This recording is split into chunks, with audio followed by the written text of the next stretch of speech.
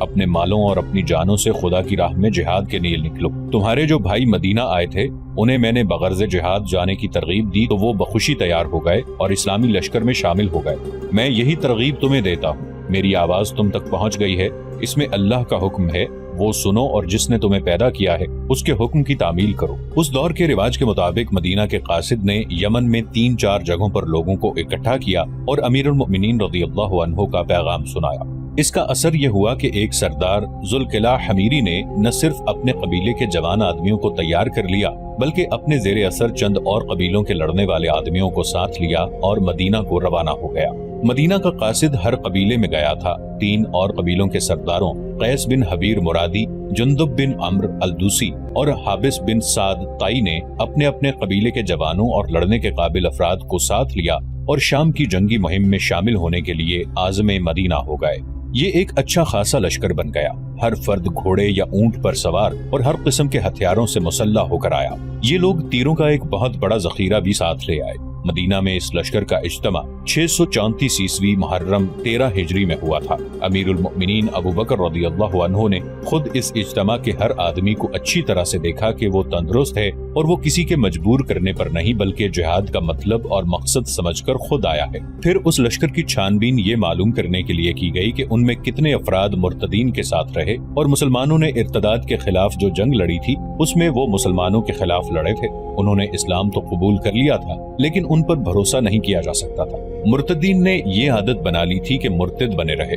جب مسلمانوں کے ہاتھوں میدان جنگ میں پٹ گئے تو اسلام قبول کر لیا، مگر مسلمان ان پر بھروسہ کر کے ان کی بستیوں سے ہٹے تو ان میں سے کئی ایک اسلام سے منحرف ہو کر پھر مرتد ہو گئے۔ مدینہ میں چھان بین کی گئی تو ان میں سے بعض کو لشکر سے نکال دیا گیا۔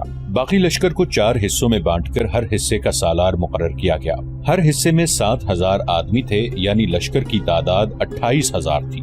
زیادہ تر مورخوں نے یہ تعداد 30,000 لکھی ہے۔ ایک حصے کے سالار تھے عمرو رضی اللہ عنہ بن عاص، دوسرے کے یزید رضی اللہ عنہ بن ابی سفیان، تیسرے کے شرجیل رضی اللہ عنہ بن حسنہ اور چوتھے کے سالار ابو عبیدہ رضی اللہ عنہ بن الجراح تھے۔ ان سالاروں نے چند دن لشکر کو بڑے پیمانے پر جنگ لڑنے کی ٹریننگ دی، جس میں معرکے کے دوران دستوں کا آپس میں رابطہ اور نظم و نسق قائم رکھنا شامل تھا۔ اپریل 634 عیسوی صفر 13 ہجری کے پہلے ہفتے میں اس لشکر کو شام کی طرف کوچ کا حکم ملا۔ ہر حصے کے الگ الگ مقامات پر پہنچنا اور ایک دوسرے سے الگ کوچ کرنا تھا۔ عمرو رضی اللہ عنہ بن عاص کو اپنے دستوں کے ساتھ فلسطین تک جانا تھا۔ یزید رضی اللہ عنہ بن ابی سفیان کی منزل دمشق تھی، انہیں تبوک کے راستے سے جانا تھا۔ شرجیل رضی اللہ عنہ بن حسنہ کو اردن کی طرف جانا تھا۔ انہیں کہا گیا تھا کہ یزید رضی اللہ عنہ بن ابی سفیان کے دستوں کے پیچھے پیچھے جائیں۔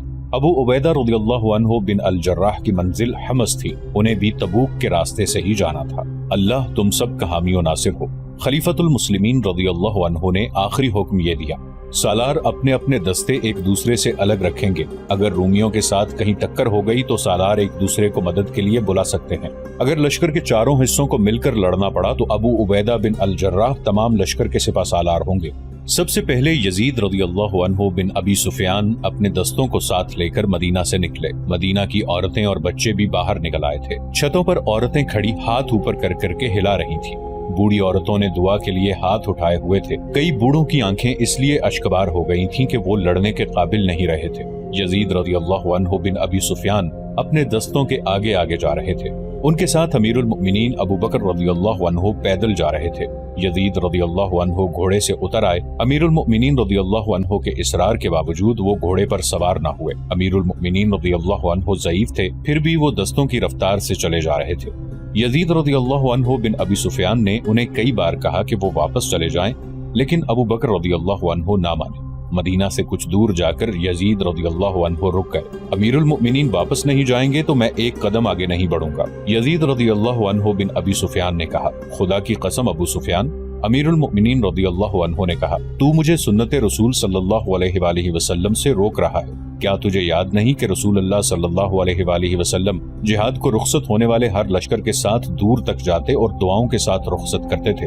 آپ صلی اللہ علیہ وآلہ وسلم فرمایا کرتے تھے کہ پاؤں جو جہاد فی سبیل اللہ کے راستے پر گرد آلود ہو جاتے ہیں، دوزخ کی آگ ان سے دور رہتی ہے۔ تاریخ کے مطابق امیر المؤمنین رضی اللہ عنہ کے لشکر کے اس حصے کے ساتھ مدینہ سے 2 میل دور تک چلے گئے تھے۔ یزید امیر المؤمنین رضی اللہ عنہ نے کہا، اللہ تجھے فتح و نصرت عطا فرمائے، کوچ کے دوران اپنے آپ پر اور اپنے لشکر پر کوئی سختی نہ کرنا، فیصلہ اگر خود نہ کر سکو تو اپنے ماتحتوں سے مشورہ لے لینا، اور تلخ کلامی نہ کرنا، عدل و انصاف کا دامن نہ چھوڑنا، ظلم سے باز رہنا، اور بے انصافی کرنے والی قوم کو اللہ پسند نہیں کرتا، اور ایسی قوم کبھی فاتح نہیں ہوتی۔ میدان جنگ میں پیٹھ نہ دکھانا کہ جنگی ضرورت کے بغیر پیچھے ہٹنے والے پر اللہ کا قہر نازل ہوتا ہے، اور جب تم اپنے دشمن پر غالب آ جاؤ تو عورتوں، بچوں اور بوڑھوں پر ہاتھ نہ اٹھانا، اور جو جانور تم کھانے کے لیے ذبح کرو ان کے سوا کسی جانور کو نہ مارنا۔ مورخین واقدی، ابو یوسف، ابن خلدون اور ابن اثیر نے امیر المؤمنین ابو بکر رضی اللہ عنہ کے یہ الفاظ لکھے ہیں۔ ان مورخین کے مطابق امیر المؤمنین ابو بکر رضی اللہ عنہ نے یزید رضی اللہ عنہ بن ابی سفیان سے کہا، تجھے خانقاہیں یا عبادت گاہیں سی نظر آئیں گی اور ان کے اندر راہب بیٹھے ہوں گے، وہ تارک الدنیا ہوں گے، انہیں اپنے حال میں مست رہنے دینا، نہ خانقاہوں اور عبادت گاہوں کو کوئی نقصان پہنچانا، نہ ان کے راہبوں کو پریشان کرنا، اور تمہیں صلیب کو پوجنے والے بھی ملیں گے، ان کی نشانی یہ ہوگی کہ ان کے سروں کے اوپر درمیان میں بال ہوتے ہی نہیں، مڈوا دیتے ہیں، ان پر اسی طرح حملہ کرنا جس طرح میدان جنگ میں دشمن پر حملہ کیا جاتا ہے، انہیں صرف اس صورت میں چھوڑنا کہ اسلام قبول کر لیں یا جزیہ ادا کرنے پر آمادہ ہو جائیں، اللہ کے نام پر لڑنا، اعتدال سے کام لینا، غداری نہ کرنا، اور جو ہتھیار ڈال دے اسے بلا وجہ قتل نہ کرنا، نہ ایسے لوگوں کے اعضاء کاٹنا۔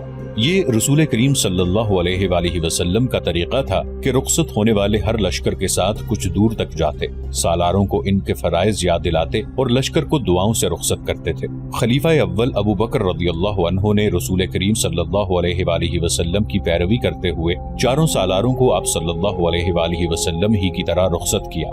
لشکر اور دستے تو محاذوں پر روانہ ہوتے ہی رہتے تھے، لیکن یہ لشکر بڑے ہی خطرناک اور طاقتور دشمن سے نبردآزما ہونے جا رہا تھا۔ شہنشاہ ہرقل جو حمص میں تھا، صرف شہنشاہ ہی نہیں تھا، وہ میدان جنگ کا استاد اور جنگی چالوں کا ماہر تھا۔ اس لشکر کو مدینہ سے روانہ کر کے مدینہ والوں پر خاموشی سی طاری ہو گئی تھی، اور وہ خاموشی کی زبان میں ہر کسی کے سینے سے دعائیں پھوٹ رہی تھیں۔ یہ تھی وہ جنگی مہم جس کے لیے امیر المؤمنین رضی اللہ عنہ نے فیصلہ کیا تھا کہ اس کی کمان اور قیادت کے لیے خالد رضی اللہ عنہ سے بہتر کوئی سالار نہیں۔ مدینہ کا یہ 28,000 کا لشکر 15 دنوں میں شام کی سرحدوں پر اپنے بتائے ہوئے مقامات پر پہنچ چکا تھا۔ حمص میں شہنشاہ ہرقل کے محل میں وہی شان و شوکت تھی جو شہنشاہوں کے محلات میں ہوا کرتی ہے۔ مدائن کے محل کی طرح حمص کے محل میں بھی حسین اور نوجوان لڑکیاں ملازم تھیں، ناچنے اور گانے والیاں بھی تھیں، اور ایک ملکہ بھی تھی، اور جس کی وہ ملکہ تھی اس کے ملکہ ہونے کے دعوے دار چند ایک اور بھی تھی۔ شہنشاہ ہرقل کے دربار میں ایک ملزم پیش تھا، اس کا جرم یہ تھا کہ وہ شاہی خاندان سے تعلق نہیں رکھتا تھا، اس کا تعلق اس خاندان کے ساتھ تھا جو شہنشاہ کا نام سنتے ہی سجدے میں گر پڑتا تھا۔ یہ ملزم ان لوگوں میں سے تھا جو شہنشاہ کو روزی رساں سمجھا کرتے تھے۔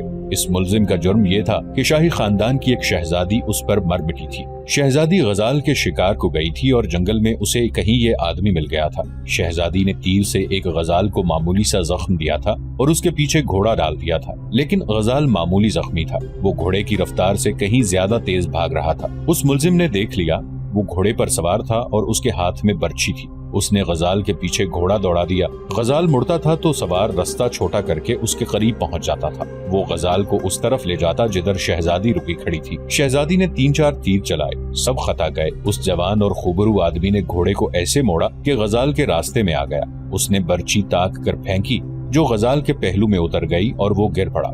شہزادی اپنا گھوڑا وہاں لے آئی تو یہ آدمی اپنے گھوڑے سے کود کر اترا اور شہزادی کے گھوڑے کے قدموں میں سجدہ ریز ہو گیا۔ میں اگر شہزادی کے شکار کو شکار کرنے کا مجرم ہوں تو مجھے معاف کر دیا جائے، اس نے ہاتھ جوڑ کر کہا، لیکن میں غزال کو شہزادی کے سامنے لے آیا تھا کہ شہزادی اسے شکار کرے، تم شہسوار ہو۔ شہزادی نے مسکرا کر کہا، کیا کام کرتے ہو؟ ہر وہ کام کر لیتا ہوں جس سے 2 وقت کی روٹی مل جائے۔ اس آدمی نے کہا، میں تجھے محل کے محافظوں میں شامل کروں گی۔ رعایا کے اس ناچیز بندے میں اتنی جرت نہیں تھی کہ انکار کرتا۔ شہزادی اسے ساتھ لے آئی اور محافظوں میں رکھوا دیا۔ اسے جب شاہی محافظوں کا لباس ملا اور جب وہ اس لباس میں شاہی استبل کے گھوڑے پر سوار ہوا تو اس کی مردانہ وجاہت نکھر آئی، وہ شہزادی کا منظور نظر بن گیا۔ پھر شہزادی نے اسے اپنا دیوتا بنا لیا۔ شہزادی کی شادی ہونے والی تھی لیکن اس نے اپنے منگیتر کے ساتھ بے رخی برتنا شروع کر دی تھی۔ मंगेतर ने अपने मुखबिरों से कहा कि वो शहजादी को देखते रहा करें कि वो कहाँ जाती है और उसके पास कौन आता है। एक रात शहजादी के मंगेतर को इत्तला मिली कि शहजादी शाही महल के बाग में बैठी हुई है। वो महल से थोड़ी ही दूर एक बड़ी खूबसूरत जगह थी। वहाँ चश्मा था और सब्जाजार था, दरख्त थे और फूलदार पौधों की बाड़ें थी। चांदनी रात थी। शहजादी और उसका मंजूर नजर हाथों में हाथ डाले बैठे थे कि उन्हें भारी भरकम कदमों की धमक सुनाई दी। वो शाही मुहाफिजों के नरगे में आ गए थे। उस मुहाफिज को कैद में डाल दिया गया। शहनशाह हरकल को सुब बताया गया और मुहाफिज को जंजीरों में बांधकर दरबार में पेश किया गया। उस पर इल्जाम ये था कि उसने एक शहजादी की शान में गुस्ताखी की है। ये इल्जाम दरबार में बुलंद आवाज से सुनाया गया। शहनशाह हरकल की शहनशाही सारी दुनिया में फैले। मुलजिम ने कहा, शहजादी को दरबार में बुलाकर पूछा जाए कि मैंने गुस्ताखी की है या मोहब्बत की है, और मोहब्बत मैंने नहीं शहजादी ने की है। ले जाओ इसे। शहनशाह हरकल ने गरज कर कहा, रथ के पीछे बांध दो और रथ उस वक्त तक दौड़ती रहे जब तक इसका गोश्त इसकी हड्डियों से अलग नहीं हो जाता। शहनशाह हरकल, मुलजिम ललकार कर बोला, तू एक शहजादी की मोहब्बत का खून कर रहा है। उसे दरबार से घसीट कर ले जा रहे थे और उसकी पुकार और ललकार सुनाई दे रही थी। वो रहम की भीख नहीं मांग रहा था। तेरा अंजाम करीब आ रहा है हरकल, वो चिल्लाता जा रहा था। अपने आप को देवता ना समझ हरकल, जिल्लत और रुसवाई तेरी तरफ आ रही है। मोहब्बत के इस मुजरिम को एक रथ के पीछे बांध दिया गया और 2 घोड़ों की रथ दौड़ पड़ी। महल से शोर उठा, शहजादी ने पेट में तलवार उतार ली है। ये खबर शहनशाह हरकल तक पहुंची तो उसने किसी रद्दे अमल का इजहार न किया। वो तख्त पर बैठा रहा। दरबारियों पर सन्नाटा तारी था। कुछ देर बाद उठा और अपने खास कमरे में चला गया। वो सर झुकाए यूं कमरे में टहल रहा था। मलिका कमरे में आई। हरकल ने उसे कहर की नजरों से देखा। शुगून अच्छा नहीं, मलिका ने रूंधी हुई आवाज में कहा। सुबह ही सुबह 2 खून हो गए हैं, यहाँ से चली जाओ। हरकल ने कहा, मैं शाही खानदान की बेइज्जती बर्दाश्त नहीं कर सकता, मैं कुछ और कहने आई हूँ। मलिका ने कहा, सरहद से एक ईसाई आया है। उसने तमाम रात सफर में घोड़े की पीठ पर गुजारी है। उसे किसी ने दरबार में दाखिल होने नहीं दिया। मुझे इत्तला मिली तो वो क्यों आया है? हरकल ने झंझला कर पूछा, क्या वो सरहद से कोई खबर लाया है? मुसलमानों की फौजें आ रही हैं। मलिका ने कहा, अंदर भेजो उसे। हरकल ने कहा। मलिका के जाने के बाद एक उधेड़ उम्र आदमी कमरे में आया। उसके कपड़ों पर और चेहरे पर गर्द की तह जमी हुई थी। वो सलाम के लिए झुका। तूने महल तक आने की जुर्रत कैसे की? हरकल ने शाहाना जलाल से पूछा।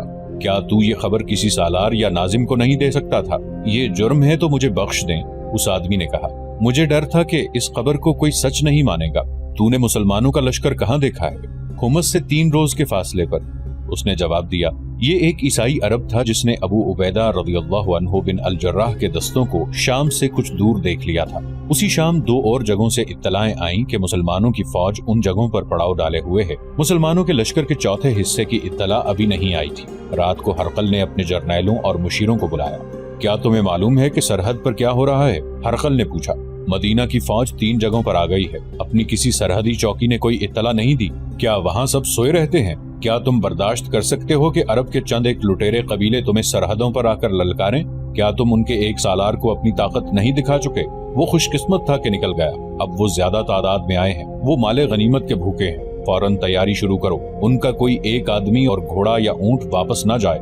शहनशाह हरकल, शाम की फौजों के कमांडर ने कहा, आप इतने नातजर्बाकार तो नहीं जैसी आपने बात की है।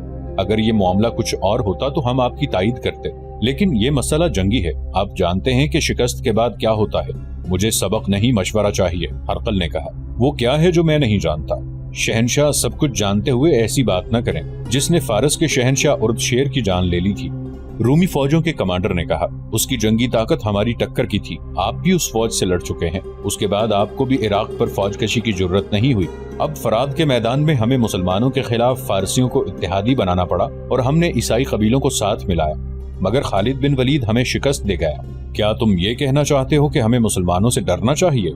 हरकल ने तंजिया लहजे में पूछा। नहीं शहनशाह, कमांडर ने कहा, उर्दशेर भी मदाइन में बैठा ऐसी ही बातें किया करता था जैसी आप हुमस में बैठे कर रहे हैं। मैं आपको याद दिला रहा हूँ कि फारसियों का अंजाम देखें। मदाइन के महल अब भी खड़े हैं, लेकिन मकबरों की तरह। उर्दशेर ने पहले पहल मुसलमानों को अरब के बद्दू और डाकू कहा था। मैंने फारसियों की शिकस्त की छानबीन पूरी तफसील से की है। उर्दशेर के मुंह से यही अल्फाज निकलते थे, कुचल दो। मगर उसका जो भी जर्नैल मुसलमानों के मुकाबले को गया वो चला गया। मुसलमान उनके इलाकों पर इलाका फतह करते आए, हत्ता कि उनके तीर मदाइन में गिरने लगे। और शहनशाह हरकल, मुझे मालूम हुआ है कि मुसलमान मजहबी जुनून से लड़ते हैं, माले गनीमत के लिए नहीं। हम जमीन के लिए लड़ते हैं। मुसलमान जंग को एक अकीदा समझते हैं। ہم ان کے عقیدے کو سچا سمجھیں یا نہ سمجھیں اس سے کیا فرق پڑتا ہے؟ شہنشاہ کو اس پر بھی غور کرنا پڑے گا کہ مسلمان ہر میدان میں تھوڑی تعداد میں ہوتے ہیں، وہ جذبے اور جنگی چالوں کے زور پر لڑتے ہیں۔ فراز میں ہم نے اپنے فارسیوں کی اور عیسائیوں کی نفری کو اتنا زیادہ پھیلا دیا تھا کہ مسلمانوں کی تھوڑی سی نفری ہمارے پھیلاؤ میں آ کر گم ہو جاتی، لیکن مسلمانوں نے ایسی چال چلی کہ ہمارا پھیلاؤ سکڑ گیا اور ہم پٹ کر رہ گئے۔ دوسرے جرنیلوں نے بھی اسی طرح کے مشورے دیے اور ہرقل قائل ہو گیا کہ مسلمانوں کو طاقتور اور خطرناک دشمن سمجھ کر جنگ کی تیاری کی جائے، لیکن میں اسے اپنی توہین سمجھتا ہوں کہ مسلمان جو کچھ ہی سال پہلے وجود میں آئے ہیں عظیم سلطنت روم کو للکاریں۔ ہرقل نے کہا، ہمارے پاس ہماری صدیوں پرانی تاریخ ہے، رومیوں نے ساری دنیا پر دہشت طاری کیے رکھی ہے، ہمارا مذہب دیوتاؤں کا مذہب ہے، آسمانوں اور زمین پر ہمارے دیوتاؤں کی حکمرانی ہے، اسلام ایک انسان کا بنایا ہوا مذہب ہے جس کے پھیل جانے کی کوئی وجہ سمجھ میں نہیں آتی۔ میں صرف یہ حکم دوں گا کہ اس مذہب کے پیروکاروں کو اس طرح ختم کرو کہ اسلام کا نام لینے والا کوئی زندہ نہ رہے۔ اگلے ہی روز ہرقل کو اطلاع ملی کہ مسلمانوں کے ساتھ رومی فوج کی ٹکر ہوئی ہے اور رومی فوج بڑی بری طرح پسپا ہوئی ہے۔ یہ عمر رضی اللہ عنہ بن عاص کے دستے تھے جو تبوک سے آگے بڑھے تو رومی فوج کے کچھ دستے ان کی راہ میں حائل ہو گئے۔ یہ شام کے عیسائی عربوں کے دستے تھے جن کے ذمے سرحدوں کی دیکھ بھال کا کام تھا۔ عمر رضی اللہ عنہ بن عاص بڑے ہوشیار سالار تھے، انہوں نے ایسی چال چلی کہ اپنے ہراول دستے کو دشمن سے ٹکر لینے کے لیے آگے بھیجا اور دشمن کو گھیرے میں لینے کی کوشش کی، لیکن شام کے عیسائی عربوں کے دستے تھوڑا سا نقصان اٹھا کر پسپا ہو گئے۔ عمر رضی اللہ عنہ بن عاص ایلا کے مقام پر پہنچ گئے۔ یزید رضی اللہ عنہ بن ابی سفیان بھی اپنے دستوں کے ساتھ ان سے آ ملے۔ جو ہی مدینہ کے لشکر کے یہ دونوں حصے اکٹھے ہوئے، روم کی فوج ان کا راستہ روکنے کے لیے سامنے آ گئی۔ مورخوں کے مطابق روم کی اس فوج کی نفری تقریباً اتنی ہی تھی جتنی کہ مسلمانوں کی تھی۔ اب دو مسلمان سالار اکٹھے ہو گئے تھے، انہوں نے رومیوں کے ساتھ آمنے سامنے کی ٹکر لی۔ رومیوں نے جم کر مقابلہ کرنے کی کوشش کی لیکن قدم جما نہ سکے اور پسپا ہو گئے۔ یزید رضی اللہ عنہ بن ابی سفیان نے ایک سوار دستے کو ان کے تعاقب میں بھیج دیا۔ رومیوں پر کچھ ایسی دہشت طاری ہو گئی تھی کہ وہ سوائے کٹ کٹ کر مرنے کے اور کچھ بھی نہ کر سکے۔ شہنشاہ ہرقل کو جب اپنے دستوں کی اس پسپائی کی اطلاع ملی تو وہ آگ ببولا ہو گیا۔ اس نے اپنے جرنیلوں کو ایک بار پھر بلایا اور حکم دیا کہ زیادہ سے زیادہ فوج اکٹھی کر کے شام کی سرحد کے باہر کسی جگہ مسلمانوں کے ساتھ جنگ لڑی جائے اور انہیں وہیں ختم کیا جائے۔ مسلمان سالاروں نے ان جگہوں سے جہاں وہ پڑاؤ ڈالے ہوئے تھے چند آدمیوں کو اپنے زیر اثر لے لیا اور انہیں بے انداز انعام و اکرام کا لالچ دیا، جس کے عوض وہ مسلمانوں کے لیے جاسوسی کرنے پر آمادہ ہو گئے۔ چند دنوں میں ہی وہ مطلوبہ خبریں لے آئے۔ ان کی رپورٹوں کے مطابق رومی جو فوج اکٹھی کر رہے تھے اس کی تعداد 1 لاکھ سے کچھ زیادہ تھی۔ اس فوج کا ایک حصہ اجنادین کی طرف کوچ کر رہا تھا۔ جاسوسوں نے یہ اطلاع بھی دی کہ رومی فیصلہ کن جنگ کے لیے تیار ہو کر آ رہے ہیں۔ جاسوسوں نے تیاریوں کی پوری تفصیل بیان کی۔ ابو عبیدہ رضی اللہ عنہ بن الجراح کو امیر المؤمنین رضی اللہ عنہ نے یہ حکم دیا تھا کہ لشکر کے چاروں حصوں کو اکٹھے لڑنا پڑے تو وہ یعنی ابو عبیدہ رضی اللہ عنہ پورے لشکر کے سالار ہوں گے۔ صورت ایسی پیدا ہو گئی تھی کہ لشکر کے چاروں حصوں کو اکٹھا ہونا پڑا۔ ابو عبیدہ رضی اللہ عنہ نے پورے لشکر کی کمان لے لی لیکن لشکر کو مکمل طور پر ایک جگہ اکٹھا نہ ہونے دیا۔ اس کے ساتھ ہی انہوں نے امیر المؤمنین رضی اللہ عنہ کو تیز رفتار قاصد کے ہاتھ پیغام بھیجا جس میں مکمل صورتحال لکھی اور یہ بھی کہ رومیوں کی تعداد 1 لاکھ سے زیادہ ہوگی۔ یہ تھے وہ حالات جن کے پیش نظر امیر المؤمنین رضی اللہ عنہ نے خالد رضی اللہ عنہ کو حکم بھیجا تھا کہ وہ شام کی سرحد پر اس جگہ پہنچیں جہاں مدینہ کا لشکر خیمہ زن ہے۔ اس حکم میں یہ بھی لکھا تھا کہ اپنا لشکر کچھ مشکلات میں الجھ گیا ہے۔ اس پیغام نے خالد رضی اللہ عنہ کو پریشان کر دیا تھا۔ یہ بتایا جا چکا ہے کہ انہوں نے امیر المؤمنین رضی اللہ عنہ کے حکم کے مطابق اپنے لشکر کو 2 حصوں میں تقسیم کیا۔ ایک حصہ مثنہ بن حارثہ کے حوالے کر دیا۔ خالد رضی اللہ عنہ نے فوج کو فوری کوچ کا حکم دے دیا۔ انہوں نے جب فاصلے کا اندازہ کیا تو وہ اتنا زیادہ تھا کہ خالد رضی اللہ عنہ کو وہاں پہنچتے بہت دن لگ جاتے۔ انہیں ڈر تھا کہ اتنے دن ضائع ہو گئے تو معلوم نہیں کیا ہو جائے گا۔ انہیں یہ بھی معلوم تھا کہ رومیوں کی فوج فارسیوں کی نسبت زیادہ طاقتور اور برتر ہے۔ خالد رضی اللہ عنہ ان راستوں سے واقف تھے۔ سیدھا اور آسان راستہ بہت طویل تھا۔ خالد رضی اللہ عنہ نے اپنے سالاروں کو بلایا اور انہیں بتایا کہ بہت جلد پہنچنے کے لیے انہیں کوئی راستہ معلوم نہیں۔ سالاروں میں سے کسی کو چھوٹا راستہ معلوم نہیں تھا۔ اگر کوئی راستہ چھوٹا ہوا بھی تو وہ سفر کے قابل نہیں ہوگا۔ ایک سالار نے کہا، اگر کسی ایسے راستے سے 1-2 مسافر گزرتے بھی ہوں تو ضروری نہیں کہ وہ راستہ ایک لشکر کے لیے گزرنے کے قابل ہو۔